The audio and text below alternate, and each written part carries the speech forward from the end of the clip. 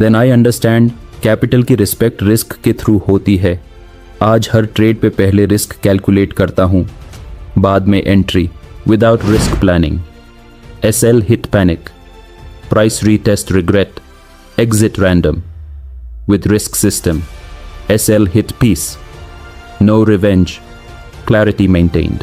Make risk a journal. Every trade write in BOK.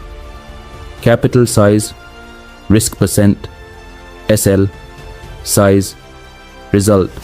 Risk journal decision improvement machine. Capital को divide करना. Split your capital. Long term holds. Trading risk capital. Emergency cash.